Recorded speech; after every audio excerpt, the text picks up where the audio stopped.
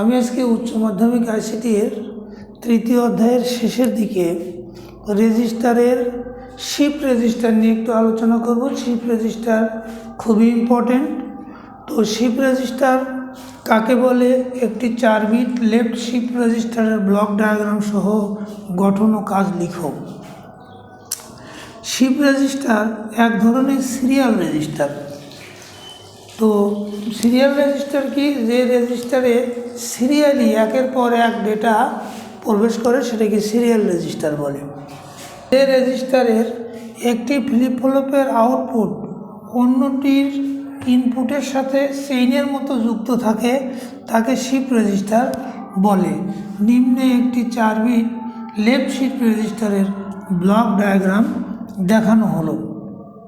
তো এইখানে বলা হলো যে এখানে ফ্লিপ ফ্লপ এই একটা FF not flip flop not, flip flop 1, flip flop 2, flip flop 3। তাহলে একটার আউটপুট অন্যটার ইনপুট, একটার আউটপুট অন্যটার ইনপুট, একটার আউটপুট অন্যটার ইনপুট, এরকম শ্রেণীর মতো যুক্ত থাকে। তো এইখানে বলা হচ্ছে যে এই রেজিস্টারটি 4টি ডি টাইপের ফ্লিপ ফ্লপ দ্বারা গঠিত। এই রেজিস্টারটার ফ্লিপ ফ্লপগুলো 4টি ডি টাইপের ফ্লিপ ফ্লপ দ্বারা গঠিত। আচ্ছা, এবং প্রত্যেকটি ফ্লিপ ফ্লপের 2টি করে ইনপুট থাকে। প্রত্যেকটা ফ্লিপ ফ্লপের 2টি করে ইনপুট, 1 2 1 2 1 2 1 2। তো ইনপুট 2টি করে ইনপুট থাকে। এর একটি ডি ইন দিয়ে সবগুলো ডেটা সিরিয়ালি প্রবেশ করে। এই ডি ইন দিয়ে ডেটাগুলো সবগুলো সিরিয়ালি প্রবেশ করে এবং বাম দিকে শিফট হতে থাকে। তাহলে এই দুটো ইনপুটের মধ্যে একটা ইনপুট ডি ইন দিয়ে ডেটা প্রবেশ করে, আর একটা ইনপুট ক্লক পাসের সাথে সংযুক্ত থাকে। ক্লক পাস সবগুলো ফ্লিপ ফ্লপের ক্লক পাস একত্রে সংযুক্ত করে একটা কমন ক্লক পাস বা লোড সংকেতে নিয়ে আসা হয়েছে, যাতে করে লোডে একটা সংকেত দিলে সবগুলো ফ্লিপ ফ্লপ একবারে লোড সংকেতটা পেয়ে যায়।